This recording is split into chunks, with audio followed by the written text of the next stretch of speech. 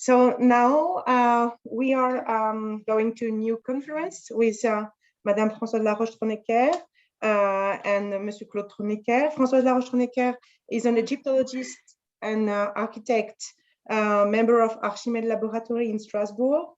And Claude Tronecker is Emeritus Professor of Egyptology to the University of Strasbourg. And this morning, Madame Laroche-Tronecker will speak about, in French, à propos des couvertures en bois des colonnades éthiopiennes de Karnak. Je vous laisse la parole. Merci beaucoup. Merci. Merci beaucoup. Je vais parler pour tous les deux. Et on va essayer d'ouvrir le PowerPoint.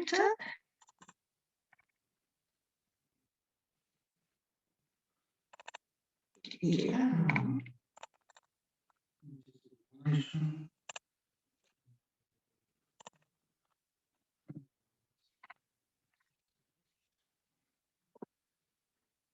Excusez-nous, on a quelques difficultés à ouvrir. Pas de souci. Vous avez le petit dessin en bas de votre écran. En bas à droite, il y a une toute petite icône avec le dessin du diaporama. Est-ce que vous le voyez? Plus à gauche. Plus à gauche. Là, oui. Ah, voilà. Merci beaucoup. Merci beaucoup. Tu vas en arrière, en arrière. Voilà. On a une sorte d'écho quand vous parlez. Alors, je ne sais pas. On est deux, c'est pour ça, peut-être. Ah, peut-être que l'un des deux ordinateurs devrait retirer le son, alors. Voilà. Est-ce que vous m'entendez correctement? Vous êtes branché sur deux ordinateurs différents, c'est ça? Non, non, il n'y en a qu'un. Ah non, ok, bon, très bien. Est-ce que le son est correct? On a une sorte d'écho, mais je ne sais pas de Ah. qui. Donc, tant pis. Alors là, je ne sais pas comment faire autrement. Non, non, oui, allez-y. Non, allez-y, allez-y, pas de souci. Voilà. Donc, je vous montre là le plan de l'exposé. Il est en deux parties. La première partie est rédigée par Claude Tronecker, je vous la livrer. Et la deuxième partie est composée surtout d'images. Donc, je ferai des défilés un peu plus rapidement. Alors, la première partie, c'est l'historique de l'interprétation du kiosque de Taharqa, qui est un des édifices principaux qui nous intéresse et qui est un peu le sujet de la conférence au départ. Et la deuxième partie, je vous présenterai des restitutions de couvrement d'édifices de l'époque de Taharqa en bois. Et puis, nous serons tous les deux avec Claude pour répondre à vos questions plus tard. D'abord, une présentation du site de Karnak, se trouvent les principaux éléments, et du site de Douche, sur lesquels j'ai quelques éléments de comparaison à vous montrer. Karnak même, les colonnades éthiopiennes, il y a plusieurs colonnades éthiopiennes. J'ai mis sur le plan les quatre plus grandes, les quatre principales. La première, c'est le kiosque. Je ne sais pas si vous verrez mon curseur. Voilà, est-ce que vous voyez mon curseur? Donc, la première, c'est le kiosque de Taharqa dans la grande cour du temple d'Amon. La deuxième, c'est celle qui est devant le temple de Khonsou. Et la troisième à l'est, et la quatrième dans le temple de Montou, elle a été trouvée et remployée. C'est les 4 points cardinaux de Karnak, finalement. Toutes ces colonnades de Taharqa ont des tailles différentes. Vous voyez par les colonnes qui sont représentées en haut la différence de taille de ces colonnades. Donc, je vais parler principalement des deux plus grandes, celle du kiosque de la Grande Cour et du temple de Khonsou.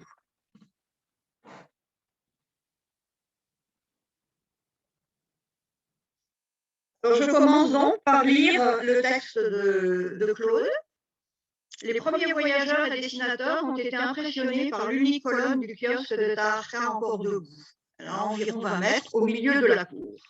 En 1738, Richard Pocock écrit « Ces chapiteaux sont surmontés d'une pierre carrée qui servait de piédestal à des statues. Ainsi, la lecture piédestal et donc statue découle simplement d'une assimilation de forme. » Jollois et De Villiers ingénieurs membres de la description de l'Égypte. Selon eux, cette colonnade n'a jamais été couverte, car sa portée de 16,50 m nécessiterait des pièces en bois de 17 mètres, et le bois est rare en Égypte. La restitution du kiosque de Taharqa, que vous voyez donc dans la description de l'Égypte, montre 2 rangées de colonnes isolées alignées. Et il y en a 6 de chaque côté. Mariette, dans son livre sur Karnak, estime la longueur des architectes à 19 mètres, ce qui lui semble irréalisable. Il évoque des colonnes triomphales, comme la colonne de Pompée à Alexandrie, mais note qu'elles ne sont pas attestées en Égypte pharaonique, ni ailleurs alignées en 2 rangées. Ces faits sont donc pour Mariette un véritable sujet d'étonnement. Perrault et Chipier, partisans de colonnes à figures, gigantesques piédestaux, ils souhaiteraient cependant monter et chercher les traces de scellement, d'images, sur les abaques. Devant le manque de parallèles, ils imaginent une innovation au dernier siècle de la monarchie. Comme si le pays, las de thèmes qui finissaient par s'user, s'est dit un beau jour, il nous faut du nouveau, et a instauré des colonnes piédestales. Le sommet est atteint avec un plan littéraire indéniable par Gaston Maspero en 1907. Maspero pensait que Taharqa avait voulu construire une salle hypostyle plus grande que l'ancienne, mais les mesures ont été mal prises. Les colonnes de la travée centrale, les seules qu'il eut le temps d'ériger, étaient trop éloignées pour qu'on pût y poser une couverture de pierre. Elles ne portaient rien et ne subsistèrent que pour marquer son impuissance. En 1896 et 1897, Georges Legrain, qui était directeur des travaux de Karnak, fouille le monument, ou plutôt ce qu'il en reste, après le nettoyage radical de l'époque de Mariette. Donc tous les tambours que vous aviez vus sur les premières vues ont été déblayés, probablement jetés dans le Nil. Il établit le nombre de colonnes, 10 et non 12, comme on le croyait auparavant. En montant sur le premier pylône, il a pu observer l'absence de scellement sur les sommets des dés, mais continue à croire à des piédestaux. Alors vous voyez une vue de haut à droite sur lequel on voit qu'en montant sur le deuxième pylône, on peut voir le sommet des abaques. La portée entre... il présente 2 arguments. La portée entre d'éventuelles architraves en pierre est bien trop grande pour des dalles de grès. Une couverture en bois est impossible car les Égyptiens n'avaient pas de bois de taille suffisante. En 1970, Jean Laufray, qui était directeur du centre franco-égyptien de Karnak, fouille le kiosque et ses fondations. Il reprend l'argumentaire de tous ses prédécesseurs, déjà cités, pour qui les colonnes étaient des supports isolés. Il écarte les arguments des auteurs pour qui le kiosque était couvert en bois. Borchardt, Eulcher, qui fait référence aux dimensions des mâts du pylône et aux membrures de bateaux de 21 mètres, et qui avait étudié le kiosque de Medinet Abou, Barguet, Leclan, Nims. Laufray reprend l'exemple d'une colonne votive d'une scène de la porte de Montou, qui avait déjà été examinée par des prédécesseurs, et ajoute la présence d'un graffito. Alors là, je parle pour Claude. Donc, personnellement, j'ai joué à mon insu un rôle dans cette dérive de pensée.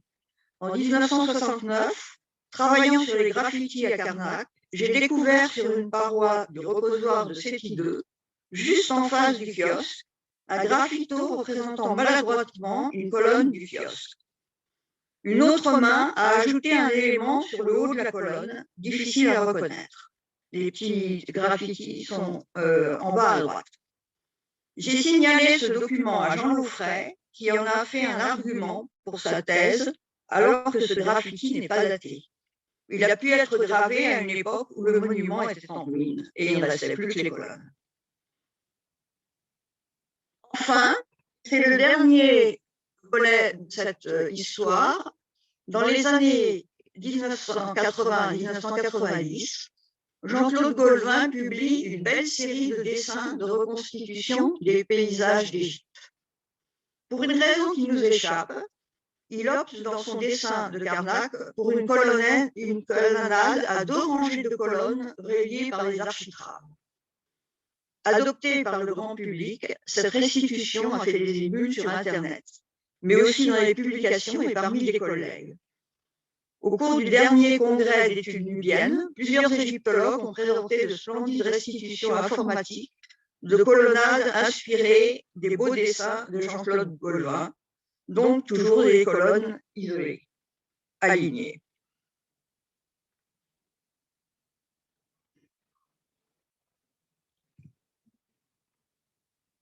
Je finis par un dessin que je trouve très beau, que j'ai trouvé sur Internet, de Marc Mulmore, qui montre ces restitutions de cet édifice gigantesque sans couvrement, avec des cérémonies qui se déroulent à l'intérieur en plein soleil.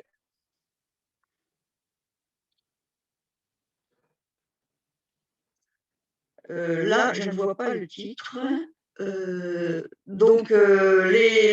raisons pour lesquelles, d'après Claude Tronecker, le kiosque était couvert.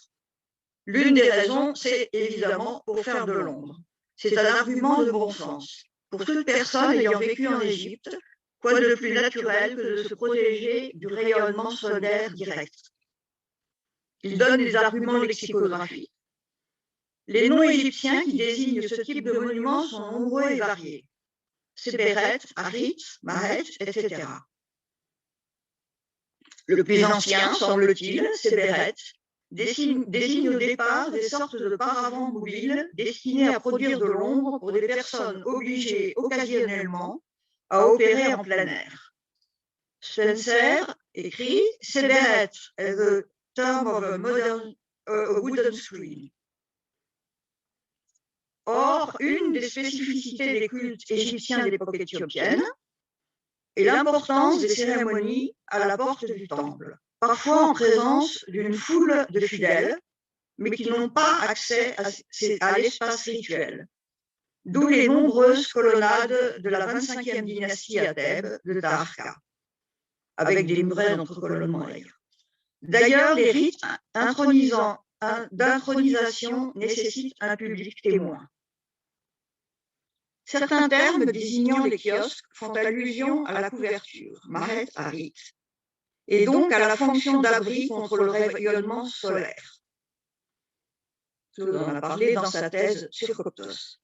Enfin, dans une tablette cunéiforme trouvée à Tel el-Amarna, lettre adressée par le roi assyrien au pharaon, le souverain assyrien se plaint que le roi d'Égypte ait laissé ses ambassadeurs attendre en plein soleil, sans doute lors d'une audience.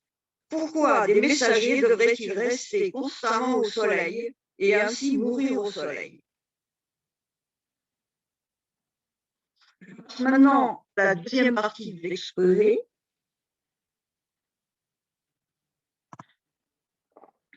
Dans laquelle j'ai essayé de restituer des couvrements de colonnades. Et avant de commencer de faire ces restitutions, j'ai d'abord observé quels étaient les couvrements connus, conservés en Égypte. Alors à gauche, vous avez le tableau montant toutes les longueurs connues de couvrements en pierre et à droite en bois. Alors, en pierre, on a donc des portées, souvent les pierres n'y sont plus, mais enfin, on connaît la portée d'édifices qui étaient couverts en pierre. Les plus grandes portées sont celles des pylônes de Karnak. Les longueurs ont été étudiées par Michel Azim. Et je reproduis les chiffres qu'il a donnés. Ensuite, on a les architraves et les dalles de couverture de la salle hypostyle.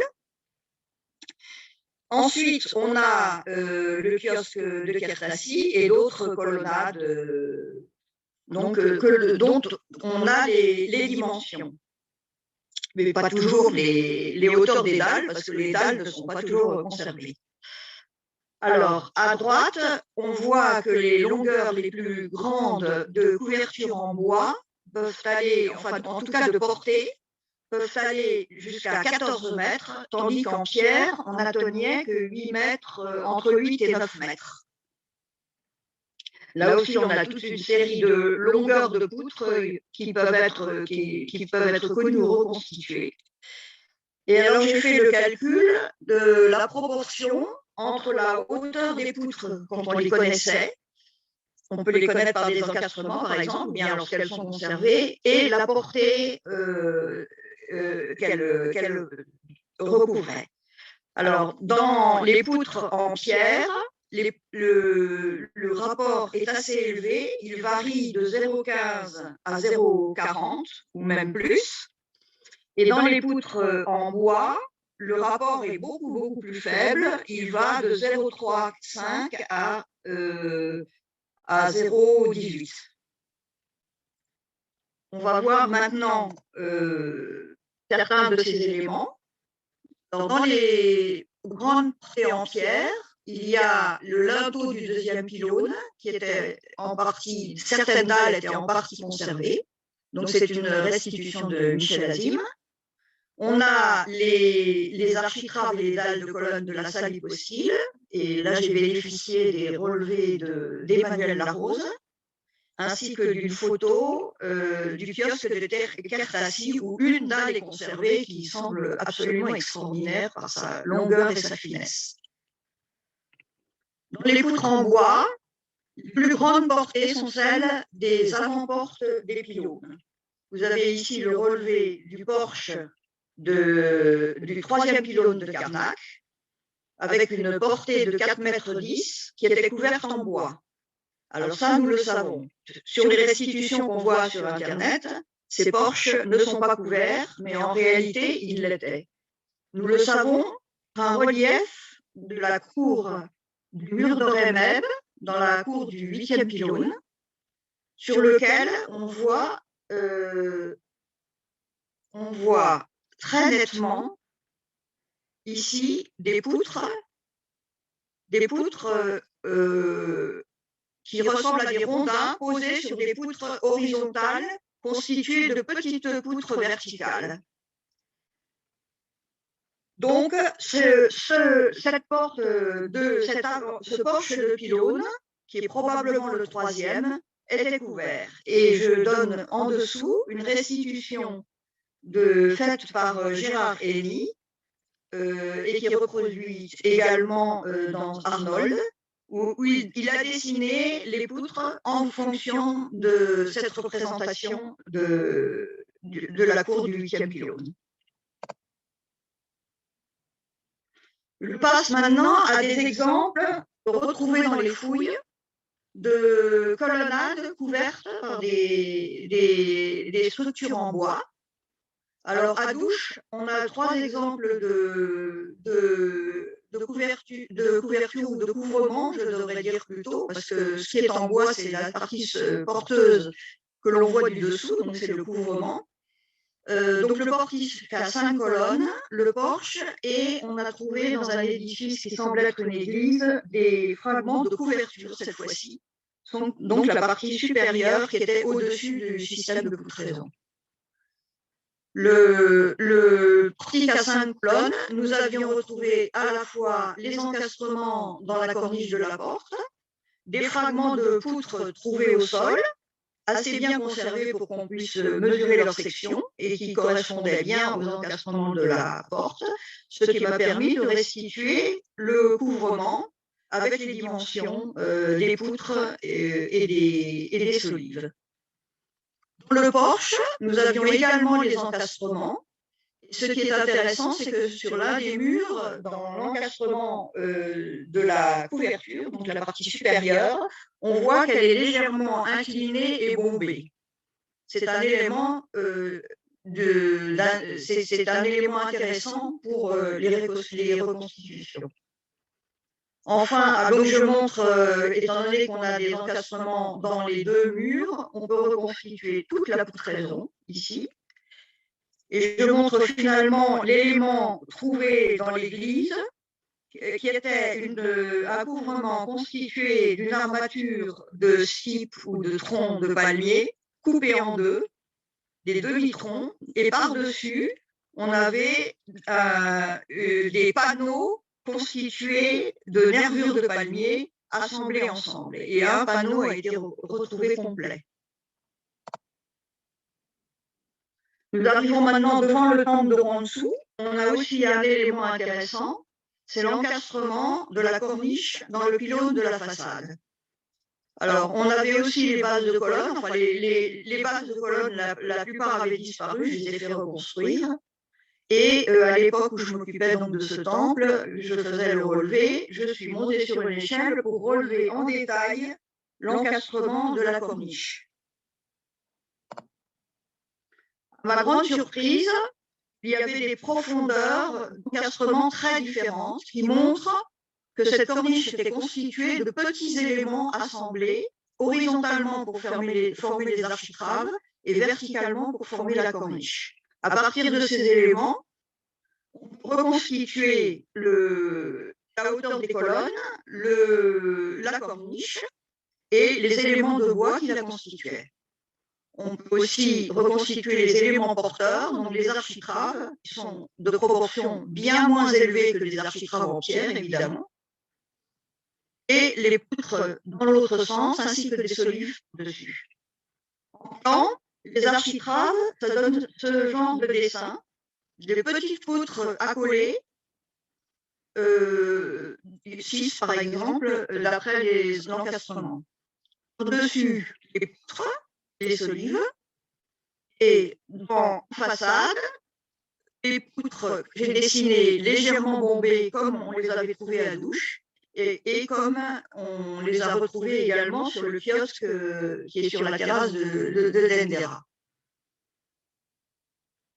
Finalement, je montre une autre restitution où le toit est plat, parce qu'en fait, entre le toit bombé et plat, nous n'avons aucun élément qui permette de trancher. Je pense qu'il pouvait être bombé à cause des pluies. Nous avons vu qu'il pouvait y en avoir, même s'il n'y en a pas souvent, il pouvait être très destructrice pour une terrasse de cette sorte. Alors, les poutres du kiosque de Dendera sont bombées, comme on le voit ici par la restitution de Borchardt. Et d'après les dimensions qu'il donne, on peut reconstituer donc les proportions. À partir de ces proportions, j'ai reconstitué, et en supposant donc que le rapport de la hauteur sur la portée était de 0,4 ou 0,5, j'ai pu reconstituer une hauteur de poutre pour le kiosque de Tarque. Cela nous donne des poutres de 17,45 m de long, sur une hauteur allant de 55 à 75 ou 80 cm de haut. Alors là, j'ai trouvé sur Internet une poutre de notre époque, qui elle est bien plus grande, mais qui a exactement le même profil, elle est en lamellé-colis. Voilà ce que ça donne si on pose cette poutre sur le kiosque de Taharqa. Et en plan, une possibilité donc, de reconstitution du nombre de poutres et de solives, avec peut-être un troisième étage de solives encore plus petites dans l'autre sens. Alors, comment les Égyptiens se procuraient-ils des bois de telle dimension?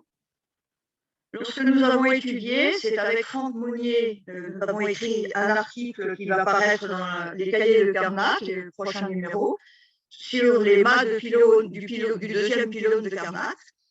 Nous avons calculé que la hauteur des mâts devait être d'environ 40 mètres et qu'il fallait donc importer des troncs d'arbres d'une quarantaine de mètres de haut. Nous avons démontré aussi dans notre article que c'était des troncs entiers et non pas des morceaux mis bout à bout. J'ai dessiné là-haut un tronc d'arbre, donc un grume sans branche de 40 mètres de long, et dans la partie basse de ce genre de tronc, donc ils importaient, puisqu'ils en ont importé pour les mâts de pylônes, ils pouvaient très bien faire une poutre comme de la longueur de celle du kiosque de Taharqa, ou même plus longue. J'ai été là jusqu'à 18,50 m. Alors, je ne sais pas s'ils avaient les moyens de faire 2 poutres dans un tronc. Avec une scierie moderne, on pourrait le faire. Ou bien s'il fallait faire une poutre par tronc, ce qui fait qu'il est difficile d'évaluer le nombre de troncs nécessaires pour couvrir le kiosque de Taharqa. Le nombre peut varier entre une douzaine et plus de 20. Il semble donc que la couverture ou le couvrement du kiosque de Taharqa nécessitait l'importation de plus de troncs d'arbres que les mâts d'un pylône. Il y en a 8, il en faut aussi 8 plus petits pour faire les attaches des mâts, qui sont des grosses poutres de 5 mètres de long à peu près.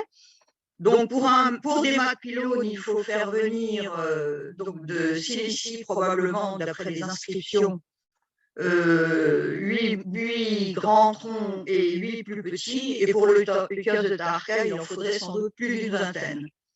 Simplement, pour le kiosque de Taharqa, on pouvait les transporter coupés en deux morceaux, donc le transport était peut-être moins important. C'était en tout cas une très grosse opération d'importation de bois qui venait probablement des montagnes de Cilicie, par les fleuves, le Djeyan par exemple, qui relie les montagnes du Taurus qui sont couvertes de forêts à la mer Méditerranée, et par laquelle il pouvait amener le bois en Égypte. Ces bois étaient très probablement du sapin. C'est un bois léger, comme vous voyez sur le petit tableau en bas, alors que certains bois vont jusqu'à une densité de 1, le sapin c'est plutôt 1,5. Je termine en vous montrant l'aspect du kiosque qui fait de l'ombre grâce à ces superstructures que j'ai reconstituées.